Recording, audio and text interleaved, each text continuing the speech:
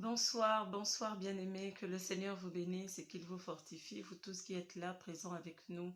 Ce soir, il est 19h30, on est samedi. Je sais que beaucoup sont en train de se préparer pour aller à l'église, beaucoup sont en train de se préparer pour la journée de demain qui est dimanche. Et voilà, il y en a parmi nous qui sont un peu libres. Donc, je voulais en profiter pour faire cette vidéo, parce que j'ai constaté qu'il y avait beaucoup de questions que les gens se posaient et que les gens me posaient aussi. Donc je voudrais donner l'opportunité à d'autres personnes de poser encore des questions. Voilà. Et jusqu'au 6 octobre, je ferai un effort pour ouvrir la ligne un peu plus tôt pour que nous puissions ensemble pour pouvoir répondre à vos questions. Voilà. Vraiment que Dieu vous bénisse, qu'il vous fortifie tous, vous tous qui êtes entrés dans ce programme. Sans plus tarder, on va remercier le Seigneur, on va l'adorer, on va le louer pour ce qu'il s'apprête à faire pour nous dans ce programme de bénédiction, dans ce programme de porte ouverte, dans ce programme d'adoration. Élevons la voix et remercions-le. Seigneur, nous te disons merci au nom puissant de Jésus pour ta grâce. Nous te disons merci pour la faveur que tu nous fais d'être avec nous. Seigneur, nous t'adorons, nous te célébrons. Il n'y a pas de Dieu comme toi. Seigneur, ceux qui espèrent en toi ne sont jamais abandonnés. Nous sommes là dans ta présence. Parle-nous, parle à chacun d'entre nous. Seigneur, réconforte-nous, éclaire-nous sur le sujet, sur ce sujet de prière que tu nous as donné, afin que toute personne qui se lève pour prier puisse euh, recevoir cette grâce, que toute personne qui se lève pour prier, Seigneur, puisse recevoir cette grâce, que toutes ces personnes, ô Éternel des armées, puissent recevoir un éclairage sur la question que nous sommes en train de traiter dans ce moment de prière. Éternel, au nom de Jésus, nous te disons merci encore une fois. Prends le contrôle. Prends le contrôle, Seigneur. Fais descendre ton feu. Fais descendre ton feu, Éternel des armées, sur chacun d'entre nous, sur ceux qui visionnent, sur ceux qui vont passer par là, sur ceux qui vont, à un moment ou un autre, poser leurs questions au Éternel des armées. Utilise-moi, Seigneur, au nom puissant de Jésus, pour qu'ils reçoivent la réponse à leurs questions au nom puissant de Jésus. Alléluia. Seigneur, tu es Dieu, tu es bon. Prends le contrôle maintenant au nom de Jésus. Amen. Amen. Amen. Alors, chers amis, que le Seigneur vous bénisse, qu'il vous fortifie encore une fois. Donc, le sujet sur lequel nous sommes en ce moment, au nom puissant de Jésus, le sujet sur lequel nous sommes en ce moment, c'est: un chrétien peut-il être possédé par un démon? Alléluia. Est-ce qu'un chrétien peut être possédé par un démon? Je sais que ça pose beaucoup de débats aujourd'hui dans la maison de Dieu. Beaucoup de gens se posent cette question. Beaucoup de gens errent dans la vie et ils ne savent pas euh, euh, ce qui leur arrive. Ils ne comprennent pas. Ils se retrouvent dans des situations en train de faire des choses qu'ils n'ont pas envie de faire, pour la simple et unique raison que il y a une activité autour d'eux ou en eux. Et ce programme de prière que le Seigneur nous a donné depuis le 15, depuis le 15 septembre et qui va s'achever le 6 octobre 2023, ce programme de prière a pour but justement de nous aider à déceler, de nous aider à répondre à la question comment savoir si je suis possédée ou si je suis victime de mauvais esprits. Comment est-ce que je peux le savoir? C'est quoi la délivrance personnelle? Pourquoi est-ce que je dois faire une délivrance personnelle? Pourquoi est-ce que c'est aussi important pour une personne, pour un chrétien, de faire une délivrance personnelle? Donc, dans ce programme, Dieu est en train de parler à chacun d'entre nous. Chacun est en train de recevoir à sa manière. Même moi, je suis en train de recevoir. Donc vous, là où vous êtes, vous aussi, vous allez recevoir. Dieu va commencer à vous parler. Prenez souvent ces vidéos, écoutez-les. Écoutez-les. Vous verrez que Dieu sera en train de vous parler de ces choses qui font que vous vous sentez mal à l'aise. Alléluia. Pourquoi est-ce que vous vous sentez mal à l'aise? Parce que vous vous retrouvez souvent dans des situations où vous faites des choses que vous n'avez pas envie de faire. Mais comment se sortir d'une telle situation? Et la grande conséquence, le grand problème par rapport à ce problème démoniaque, c'est que nous nous retrouvons dans une situation où les choses, les situations ont tendance à se répéter dans nos vies. Mais quelles sont ces situations? Pourquoi ces situations se répètent dans nos vies? Ce programme de prière et de jeûne pour ceux qui ont la force de jeûner, vous pourrez jeûner plus tard si le cœur vous prend. Mais une chose est sûre, une fois que le Saint-Esprit vous aura convaincu, vous serez obligé de jeûner. Car certains démons ne sortent que par le jeûne et la prière. Sans jeûne, sans prière, il y a des démons qui ne sortent pas. Alors aujourd'hui, pendant ce programme, le Seigneur est en train de te dire ceci. Il est en train de te dire, il faut que tu rentres dans un programme de délivrance personnelle. Apprends à faire une délivrance personnelle. Apprends à faire ce check-up au moins une fois dans l'année. Sinon pas une fois tous les mois, mais au moins une fois dans l'année ou une fois tous les 6 mois, mais au moins une fois tous les ans. Il faut faire ce programme. Parce que tu ne sais jamais à quel moment l'ennemi s'introduit dans ta vie. C'est pourquoi Dieu a fomenté, il a organisé ce programme pour te permettre d'apprendre à faire ta propre délivrance. Alléluia. Parce que le Seigneur nous a dit avant de partir, avant de monter dans les cieux, ceux qui auront cru en mon nom, il a d'abord commencé par, ils chasseront les démons. Il n'est pas parti à gauche, il n'est pas parti à droite. Il a dit, en mon nom, il chassera les démons. Alléluia. Et toi, au nom de Jésus-Christ, tu vas commencer à apprendre comment est-ce que ces esprits-là travaillent dans ta vie. Comment est-ce qu'ils organisent le désordre dans ta vie. Comment est-ce qu'ils font pour te retenir, pour que tu ne puisses pas accéder à cette porte que Dieu, ton Père, qui t'aime tellement, a gardée ouverte pour toi. Il a gardé cette porte ouverte pour toi depuis des années. C'est pourquoi tous les ans, les prophètes qui passent devant toi te disent, cette année, tu auras ton enfant. Cette année, tu auras ton travail miracle. Cette année, tu auras tes bénédictions financières. Cette année, tu auras ton mariage. Cette année, tu rencontreras la femme de ta vie. Cette année, c'est l'année. Tous les ans, les prophètes passent, les pasteurs passent pour prophétiser dans ta vie. Mais tous les ans, tu n'entres pas dans la manifestation de ces bénédictions. Pourquoi? Pour certaines personnes, c'est arrivé pour que le Seigneur soit glorifié. Donc, il n'y a pas une cause pour certaines personnes. Ce n'est pas nécessairement une activité démoniaque. Ce n'est pas le cas de tout le monde. Mais pour d'autres personnes,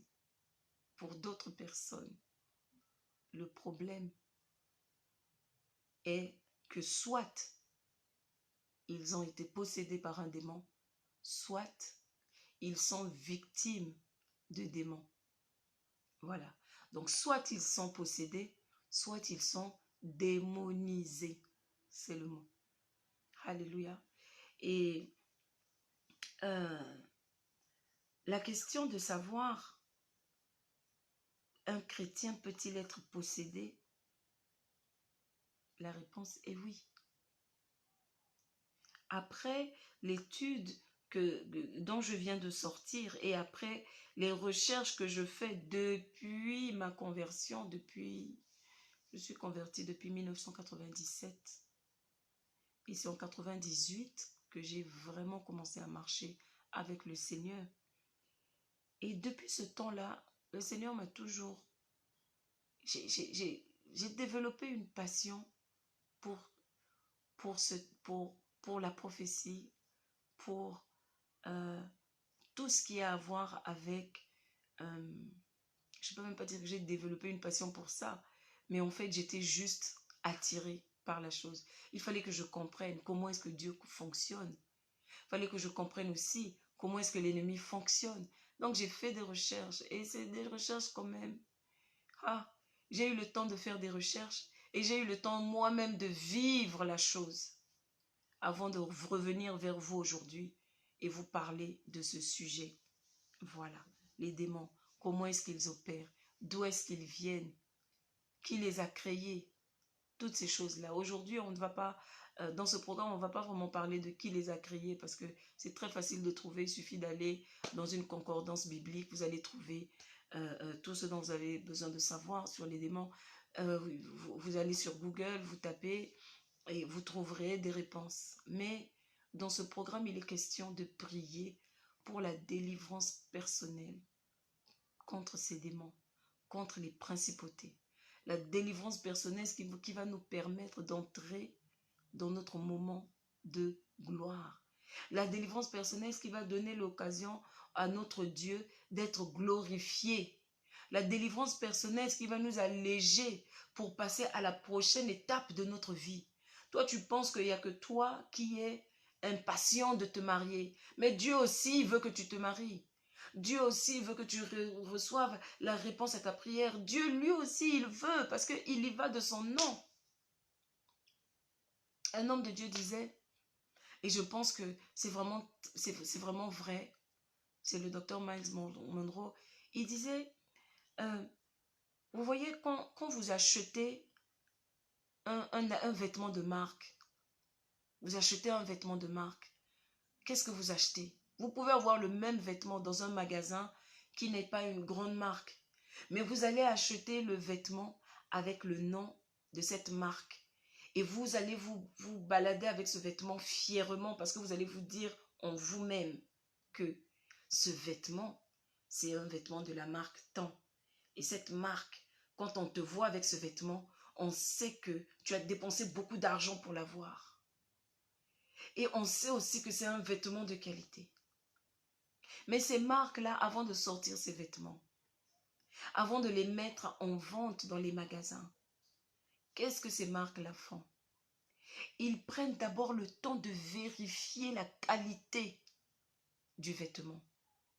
Ils prennent le temps de vérifier qu'il n'y a pas un cheveu qui tombe, il n'y a pas un fil qui traîne.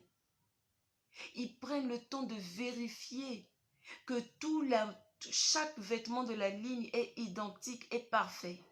Il y en a même qui font des séries limitées. Et avant que le vêtement ne sorte de l'usine, ces personnes, que font-elles? Qu'est-ce qu'ils font? Quand ils ont vu que le vêtement a été testé, ils ont vu que le vêtement, vraiment, ils ont fait passer ça dans l'eau, ils ont vu que le tissu ne s'étire pas, ils ont vu que le vêtement est dans un très bon état. Qu'est-ce qu'ils font? Ils prennent, ils mettent leur marque dessus, ils mettent leur nom. Et vous verrez, fabriqué en France, fabriqué en Italie, fabriqué en Chine, fabriqué en ceci, fabriqué avec le meilleur coton, fait ceci, fait cela, tout pour justifier leur prix. Et quand ils mettent leur nom sur le vêtement, ça veut dire que si tu achètes ce vêtement, si jamais ce vêtement a un problème, si jamais ce vêtement a été mal coupé, tu as le droit de ramener ça à la boutique à cause du prix que tu as payé pour ce vêtement. N'est-ce pas? Mais avec Dieu, c'est pareil. Il t'a donné sa parole, il a donné la Bible, il t'a donné sa parole, il a dit, je te bénirai. Il a dit, j'ai tout accompli pour toi, je t'ai déjà délivré. Ça veut dire que quand Dieu a donné une prophétie, il veille sur sa parole pour l'accomplir. Donc, tant que ce n'est pas encore accompli, il regarde la montre et dit, oh, mais qu'est-ce qui se passe? Mais pourquoi ce n'est pas encore arrivé? Mais pourquoi Daniel est en train de prier depuis 21 jours qu'il a dit, j'avais déjà envoyé la réponse. Depuis le premier jour, il aurait dû recevoir sa réponse. Parce que je connais le cœur de Daniel. Et toi, depuis le premier jour, Dieu avait déjà la réponse pour toi. Mais pourquoi est-ce que tu n'es pas rentré dans la porte de la bénédiction? Pourquoi tu n'es pas rentré dans la porte du mariage? Pourquoi tu n'es pas rentré dans tout ça? Qu'est-ce qui cause ça? Et la lumière est venue. Et Jésus-Christ a dit, vous connaîtrez la vérité et la vérité vous rendra libre. Et quelle est cette vérité? Autour de nous, il y a des activités démoniaques. Et la question numéro 1 quand même qui m'a été posée aussi, c'est, mais comment est-ce qu'un chrétien peut être possédé par le démon? Les chrétiens sont habités, ils sont possédés par Jésus. Non, Jésus-Christ ne possède pas une personne. Il a dit lui-même dans sa parole, lorsque une personne m'accepte, moi et mon Père, nous venons habiter chez lui. Ça veut dire quoi? Que tu dois d'abord l'accepter. Tu dois d'abord reconnaître Jésus-Christ comme ton Seigneur et ton Sauveur, avant que Jésus-Christ puisse venir vivre en toi. Alléluia. Or, nous savons que notre Dieu n'aime pas le péché. Il n'aime pas la saleté. Donc, pour qu'il soit confortable dans ta vie, il faut que tu passes par une délivrance. Mais tu ne peux pas passer par une délivrance seulement une fois dans ta vie. La délivrance, ce n'est que la purification personnelle. Et certaines personnes n'arrivent pas à se purifier, ils ont besoin d'un coup de main. C'est pourquoi, quand tu donnes ta vie à Jésus, quand tu vas dans une église, dans certaines églises, pas dans toutes les églises, on te propose de passer par la délivrance. Et pendant que tu vas faire cette délivrance, souvent on te met en jeûne et on te fait faire une cure d'âme. C'est quoi la cure d'âme? La cure d'âme, ce n'est qu'un moyen pour te permettre de confesser tous tes péchés. Peut-être qu'il y a des choses que tu vas oublier. Et dans la cure d'âme, tu auras tout le nécessaire, toutes les questions que tu es censé te poser. La cure d'âme te permet de voir, de regarder. Par exemple, ça te parlera dans ta vie de famille, ça te posera des questions, tu répondras aux questions, et les questions auxquelles tu répondras te permettront de voir où se trouve le problème. Alléluia. Donc, tu passes par la cure d'âme. Une fois que tu as fait la cure d'âme, une fois que tu es en jeûne, le pasteur ou l'équipe d'intercession ou l'équipe de prière ou l'équipe de pasteurs qui prient, ils vont commencer maintenant à prier pour ta délivrance. S'ils sont vraiment dans le Seigneur, eh bien, le feu de Dieu va apparaître au milieu de vous. Et s'il y avait des démons en toi, à ce moment-là, ces démons-là sortiront.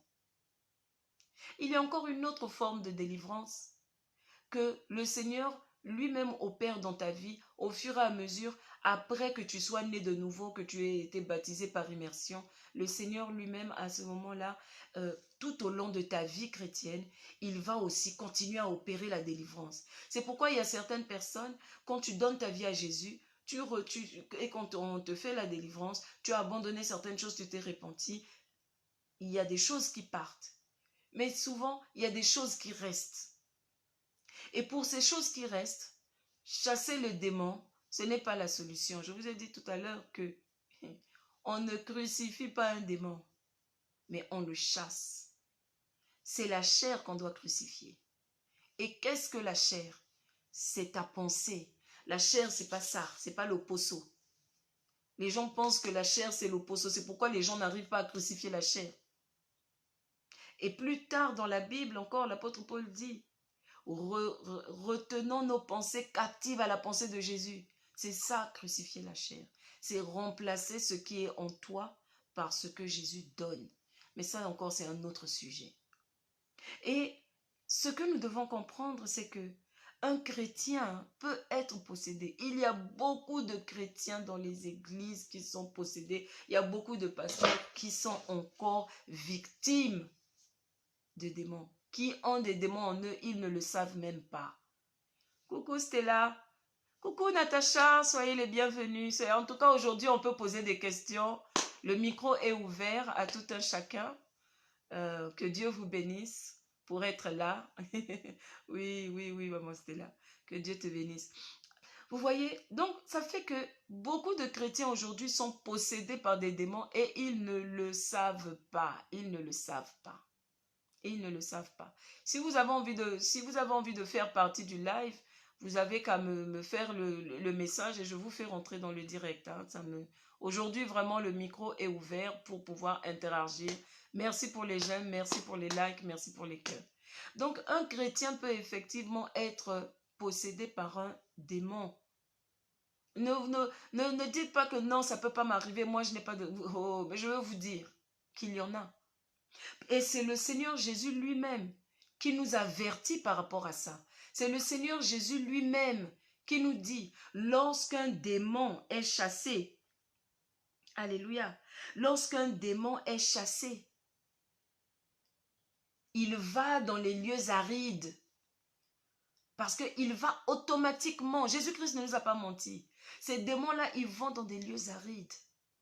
Les lieux durs, c'est difficile pour eux d'être dans ces endroits-là. Parce que c'est vide, parce qu'il n'y a personne. Regina Mas, sois la bienvenue, que le Seigneur te bénisse. Alléluia.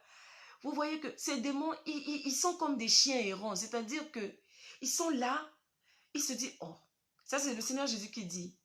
Mais moi, j'étais dans le corps de cette personne, j'étais heureux là-bas. Grâce au corps de cette personne, je n'étais pas dans la chaleur ici. Ce lieu est aride, ce lieu est sec, ce lieu est chaud, ce lieu est difficile pour moi. Donc, il faut que je reparte de là où j'ai été chassée.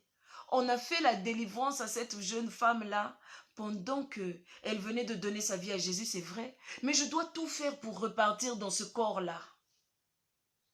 C'est pourquoi quand Jésus-Christ a fait la délivrance de ce fou qui vivait dans le cimetière, et il a envoyé les démons dans les ports parce que ces démons ne supportaient pas. C'est-à-dire que Jésus-Christ a eu pitié d'eux, il les a envoyés dans les ports. Mais les ports aussi n'ont pas supporté, ils ont plongé dans la mer. Donc la finalité, c'est que les ports étant morts, les démons ont dû repartir dans les lieux arides.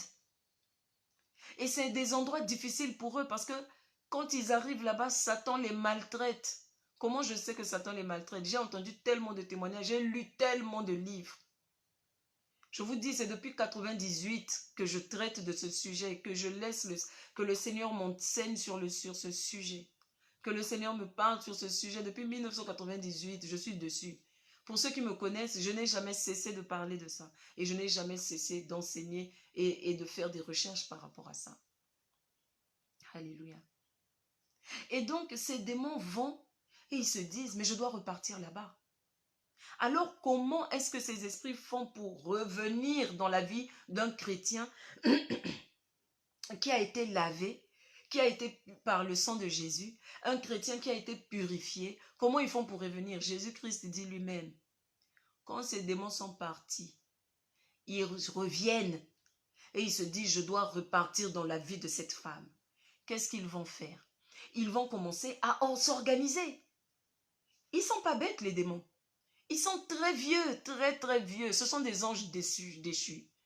Et ils sont dans nos familles de génération en génération.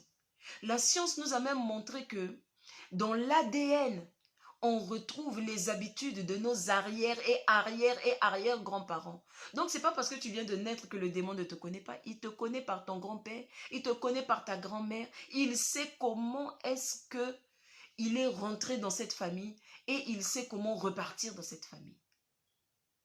Alors, je vais vous prendre l'exemple, je suis une femme, donc je vous prendrai l'exemple d'une femme aussi, d'accord?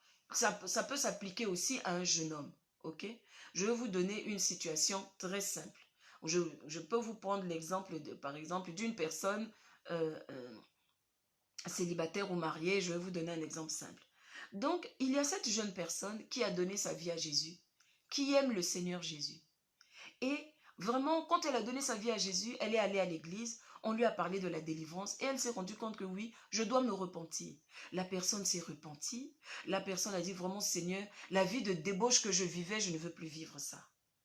Cette vie de débauche que je vivais, vraiment, Seigneur, je me lave, je me purifie. En tout cas, on l'a plongée dans le sang de Jésus, elle est allée, cette personne, et elle a pris le baptême. Le baptême par immersion, le Saint-Esprit est même descendu sur le frère. Alléluia. Et la personne a commencé à servir le Seigneur et tout, avec toutes les situations de la vie. Mais le démon qui a été chassé dans la vie de cette personne, C'était le démon, un démon principal, le démon de dépression. Parce que quand cette personne a donné sa vie à Jésus, cette personne était prête à se suicider. Parce qu'il y a un démon de dépression qui gérait cette famille. C'est-à-dire ce démon amène toujours les gens de la famille à avoir de la tristesse. Les gens de cette famille ne dorment pas. C'est-à-dire que la nuit, au lieu de dormir, la personne commence à penser à tous ses problèmes et elle ne fait que pleurer au point où la personne est capable de a des envies, tout le temps envie de suicide. Et vous verrez ce genre de problème dans des familles où ce sont des problèmes en général qui se répètent de génération en génération. Il y a toujours quelqu'un dans cette famille-là qui s'est suicidé. Ou il y a toujours quelqu'un dans cette famille-là qui ne se marie pas, qui doit rester à la maison. Souvent, c'est l'aîné. Et donc, dans ce genre de famille, souvent, il y a des choses bien qui devraient se passer, mais il y a toujours un malheur. Des gens qui sont censés monter, mais qui restent toujours en bas. Et donc, cette personne décide de donner sa vie à Jésus. Et quand Jésus vient dans sa vie, au début, tout va bien. Et puis, tout d'un coup, la situation de la personne commence à devenir difficile. Beaucoup d'attaques. Mais toi, tu penses que c'est quoi? Il y a quelqu'un qui me disait, mais oui, mais il ne faut pas tout ramener au démon. Non, ce n'est pas que je veux tout ramener au démon. Je parle d'une réalité que les gens vivent. Ça ne s'applique pas à tout le monde, mais ça s'applique à certaines personnes. Et c'est possible que tu puisses te reconnaître dans ce programme ou reconnaître quelqu'un que tu connais. C'est pourquoi c'est important de partager ce programme en masse. Et voici comment ces personnes se retrouvent assaillies. Le démon ne va pas revenir dans ton cœur immédiatement, non. Il ne revient pas dans la vie de cette personne immédiatement, non. Il va faire des stratagèmes en fonction de ce qu'il sait de toi. Qu'est-ce que ce démon-là sait de toi?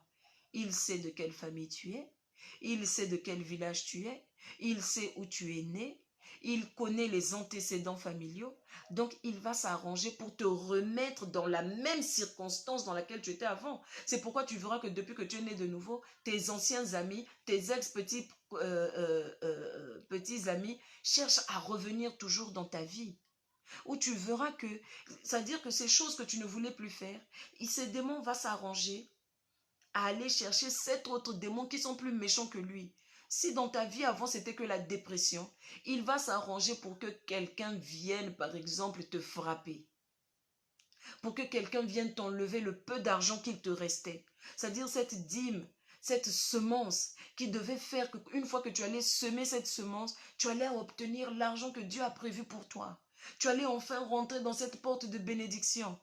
Il va aller chercher le démon de la convoitise. Et il va utiliser une personne qui est proche de toi.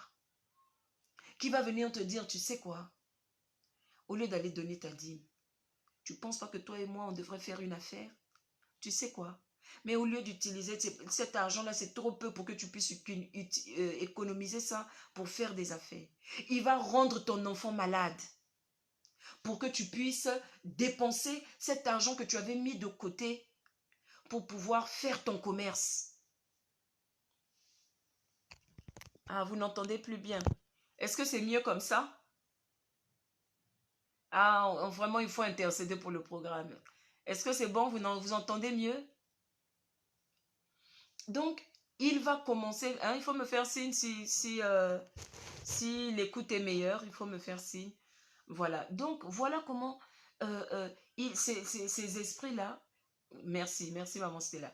Voilà comment ces esprits-là, il va rendre ton enfant malade.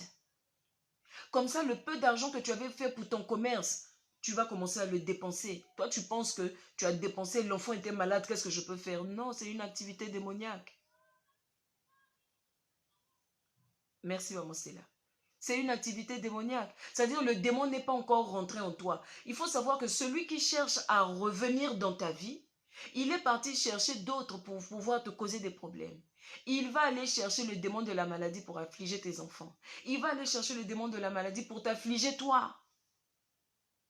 Il va aller chercher le démon du rejet pour que la personne qui devait te donner du travail te rejette. Tout ça pour que lui-même, la dépression, il puisse revenir dans ta vie. Il va aller chercher le démon, le démon du retard dans le mariage. Celui qui travaille, il ne va pas le faire seul. Parce que lui, il veut que tu restes toujours déprimé. Tant que tu es déprimé, lui, il est content. C'est-à-dire que tant que tu as la tête baissée, que tu pleures et que tu murmures, parce qu'il sait que quand tu murmures, eh ben, les portes du Seigneur, tu ne peux pas rentrer. Donc, il va tout faire. Il va aller chercher le démon de la colère. Parce qu'il sait que tu es sensible. Et il s'arrangera pour que tu ne sois... Il ne va pas te mettre en colère au moment où tu es joyeux, non. Il va attendre, par exemple pour les femmes, le moment où tu es le plus vulnérable. En général, pour les femmes, c'est entre la période qui précède, qui vient avant que tu aies tes menstruations. C'est à cette période-là que tu verras que tes hormones sont vraiment élevées. Et c'est là qu'il va faire dire à cette personne que tu aimes, avec qui vous avez commencé une relation. Il va lui faire dire l'impensable ou lui faire faire l'impensable. Et tu vas éclater dans une colère où tu vas commencer à sortir des paroles. Ces paroles vont tellement le blesser qu'il va décider de te quitter. Pour que le démon d'impudicité qui régnait dans ta famille revienne. Il va vouloir passer même par des hommes de Dieu pour te convaincre que c'est bon pour toi d'aller vivre maritalement avec un homme qui ne t'a pas épousé. Il utilisera tes meilleurs amis pour te dire que, oh, la masturbation, ce n'est pas un problème. En fait, c'est bon pour le corps. Il utilisera même ton médecin pour te sortir des balivernes. Oh Seigneur, parce qu'il veut revenir dans ta vie. Parce que c'était sa maison avant. Et si tu l'écoutes, il va revenir. Mais puisque c'est le Seigneur Jésus qui l'a dit, ne prions-nous pas Jésus. C'est Jésus lui-même qui a dit, quand une maison a été nettoyée, l'homme fort de cette maison qui a été chassé, quand il voit que là où il est là, ça n'est pas bon pour lui, Satan va le corriger. Il faut qu'il revienne. Il va chercher 7 démons qui sont plus forts que lui pour revenir en toi. Et si Jésus dit que le démon peut revenir en toi, c'est que Jésus est en train de nous prévenir. C'est pourquoi j'en ai tiré la conclusion que oui, un chrétien peut être possédé par un démon après avoir donné sa vie à Jésus. Il y a beaucoup de gens qui vont dans les églises aujourd'hui. J'ai eu, par la grâce de Dieu, l'opportunité de rendre visite à beaucoup d'églises. Il y a beaucoup de personnes qui viennent à l'église, qui prient, qui adorent le Seigneur et tout, qui n'ont jamais été baptisées par immersion. Il y a beaucoup de personnes qui prient aujourd'hui dans nos églises, que malgré qu'ils prient, ils n'ont jamais abandonné la sorcellerie. Alléluia. Il y a beaucoup de gens qui viennent dans nos églises aujourd'hui, qui prient, mais qui vivent dans la fornication. Il y a beaucoup de serviteurs de Dieu qui sont incapables de démontrer de l'amour, rien que l'amour à leurs femmes. Il y a beaucoup de serviteurs de Dieu et de servantes de Dieu qui sont incapables de regarder leur mari avec un cœur d'amour. Il y a beaucoup, il y en a beaucoup, il y en a beaucoup, il y en a beaucoup. Et vous allez me dire quoi? Que les chrétiens ne peuvent pas être possédés? Non. Tant que tu n'as pas pris conscience de ton état, même quand dans ton église on t'a fait la délivrance, tu vois que le problème est récurrent dans ta vie. Commence à travailler à une délivrance personnelle. Parce que vous savez, Dieu est tellement miséricordieux qu'il a ouvert la porte. La Bible dit que quand Dieu ouvre pour toi la porte, il ouvre la porte de bénédiction. Personne ne peut la fermer. Tu penses que Dieu est aussi mauvais que les démons viennent te raconter dans les oreilles? Que Dieu, il a ouvert la porte de bénédiction. Après, il va fermer la porte du mariage. Hé, tu as raté. Non, Dieu n'est pas comme ça. La Bible dit que quand Dieu donne quelque chose, il ne se repent pas de cette chose. Quand Dieu te donne le mariage, il ne se repent pas de ça. Ça veut dire que depuis 20 ans que tu es en train de prier pour le mariage, depuis 15 ans, depuis 10 ans, depuis 5 ans, que tu es conscient que ton âge de te marier est arrivé. Chaque année, Dieu envoie un prophète, un pasteur, il envoie quelqu'un pour venir te dire, ton année de mariage c'est cette année. C'est parce que Dieu le croit.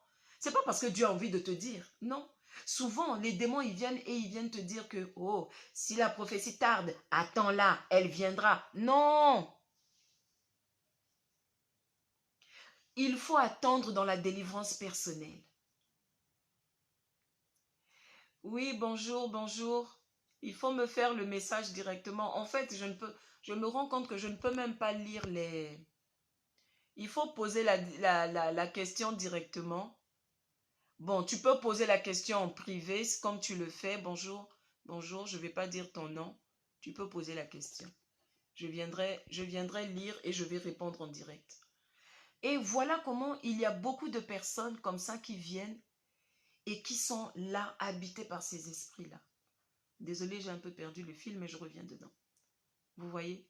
Et donc, tu es là, tu te dis que Dieu s'est levé, et puis l'année dernière, les prophètes en parlaient, l'année d'après, les prophètes en parlaient, les pasteurs, tout le monde me dit que je vais me marier, ça fait 10 ans que je ne me marie pas. Et le démon va venir souffler à ton oreille. Il va utiliser quelqu'un. Même si une prophétie tarde, attends-la. Et il se moque de toi. Ah, c'est bien. Je vous jure, il faut les chasser. Parce que la vérité, c'est que pourquoi la prophétie tarde? Mais parce qu'ils sont en train de travailler pour te ramener derrière. Et ils veulent te faire faire.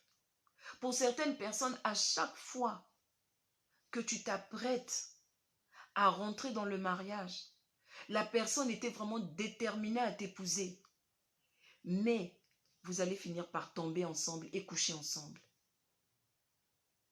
Et lorsque vous allez coucher ensemble, qu'est-ce qui va se passer? Eh bien, vous allez vous retrouver dans la situation où vous allez commencer à vous disputer. Moi qui vous suis votre sœur dans le Seigneur, j'ai vécu ce problème. Parce que le Seigneur m'a toujours dit, pas de sexe avant le mariage. Mais malheureusement pour moi, je suis tombée dans le piège du diable tellement de fois. Et même, le diable a utilisé des hommes de Dieu pour pouvoir me faire rentrer dans le péché. Et il y en a d'autres qui ont même prophétisé, qui sont venus me voir et qui m'ont dit, écoute, il faut être sage dans la vie, il faut être humble. Cet homme est sincère et il t'aime. Et je sais qu'il va t'épouser. Commencez à vivre ensemble petit à petit. Et au fur et à mesure, vous allez commencer à vous préparer pour votre mariage. Dieu a permis ça. Ça ne veut pas dire qu'il est d'accord dans la vie d'un tel. Mais ça ne veut pas dire que dans ta vie à toi, c'est le cas, qu'il te l'a permis. Ah oui, parce que celui à qui Dieu a beaucoup donné, il a beaucoup demandé. Il y a des gens parmi nous, vous qui êtes en train de me suivre, vous avez une onction spéciale dans vos vies qui fait qu'il y a certains péchés que Dieu ne peut pas tolérer dans vos vies. Pourquoi? Parce que ton corps est le temple de Dieu. Et si Dieu habite là et qu'il te donne la puissance de délivrance, par le feu comme ce qu'il m'a donné, je ne peux pas pécher contre mon propre corps et faire rentrer un autre homme. Parce que cet homme, s'il ne m'a pas épousé, quand nous devenons un, ça veut dire que Pierre est en moi. Ça veut dire que Jean est en moi. Ça veut dire que Georges est en moi. Ça veut dire que Philippe est en moi. Ça veut dire que je ne sais pas qui est en moi.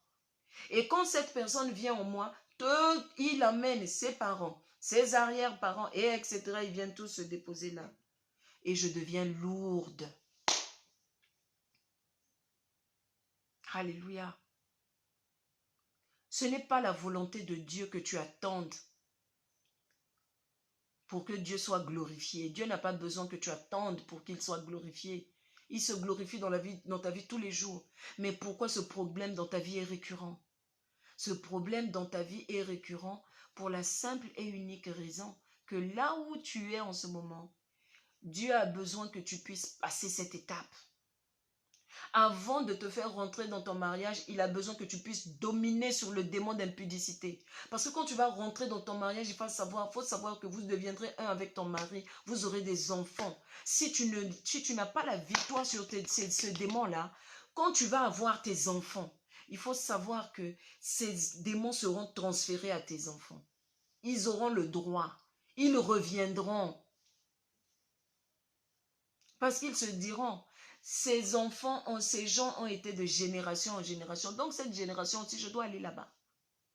Et il va faire en sorte que tes enfants maintenant aillent rencontrer des amis bizarres à l'école. Avant que tu le saches, l'enfant qui aimait le Seigneur quand il était enfant, pendant qu'il est en train de grandir, il oublie tout ce qu'il a appris, que tu lui as appris. Mes frères, mes sœurs, un chrétien peut-il être possédé par un démon? Voici la réponse. La réponse est tellement simple. C'est Jésus le Christ lui-même qui le dit. Maintenant, comment est-ce que nous allons pouvoir faire la différence de quand est-ce que nous sommes possédés et quand est-ce que nous sommes juste démonisés, c'est-à-dire qu'il y a une activité autour de moi. C'est tout au long de ce programme que je suis en train de petit à petit libérer parce que le temps est court, parce qu'on ne peut pas faire de trop longues vidéos. Et tous les soirs, nous nous retrouvons à partir de 1h du matin pour prier pendant 1h, au moins jusqu'à 2h du matin. Après, tu vas dormir, puis le lendemain, tu continues tes activités. Mais j'ai dû faire une pause pour que vous puissiez comprendre cet objet. C'est très important. Parce que quand tu es un serviteur de Dieu ou une servante de Dieu, c'est parfois difficile pour toi d'aller. Tu sais que tu sers le Seigneur, mais comment tu vas encore aller voir ton pasteur dire, pasteur, moi, le problème là, je sens que ça ne me lâche pas. Tu as besoin d'apprendre comment est-ce que ces esprits-là fonctionnent. Tu as besoin d'être enseigné par rapport à ça. Tu as besoin de voir comment ils ont fonctionné dans ta vie. Et une fois que tu auras découvert ça, quand ils vont venir se présenter à toi, tu ne les reverras plus. Tu auras maintenant la force, tu sauras comment les chasser. Il y a un serviteur de Dieu avec qui je discutais dernièrement. Et cette personne me dit, mais en fait, ce que tu es en train de me dire là, c'est tellement vrai. Moi, j'étais persuadée que c'était moi. Cette personne vivait une grande dépression pour un problème qui était réel dans sa vie. Et ce couple-là souffrait. Mais à chaque fois que ce couple pensait, il se mettait à pleurer à cause de ce problème-là. Mais vous savez ce qui s'est passé? En réalité, qu'est-ce que le diable faisait? Quand la femme ou le mari se réveille le matin, il vient.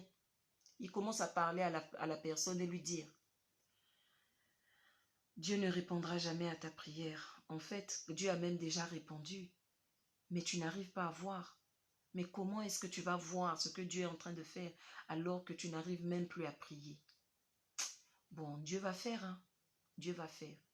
Et tous les jours, et quand ils y pensaient, ça les faisait pleurer. Ça les rendrait tristes. Ils n'arrivaient plus à prier. Et plus ils y pensaient, plus le démon venait plus profondément dans leur cœur. Jusqu'au jour où le démon a fini par revenir dans le cœur de la dame. Et la dame s'est retrouvée possédée par le démon. Comment on sait que la dame s'est retrouvée possédée par le démon? C'est tout simplement parce que la dame a fini par divorcer de son mari. Et quand la dame a divorcé de son mari, eh ben, elle est allée se mettre avec un jeune homme. Et quand elle s'est mise avec ce jeune homme, elle a arrêté d'aller à l'église. Alléluia. Et le Seigneur a montré à l'homme de Dieu comment est-ce que ce démon est rentré dans cette femme.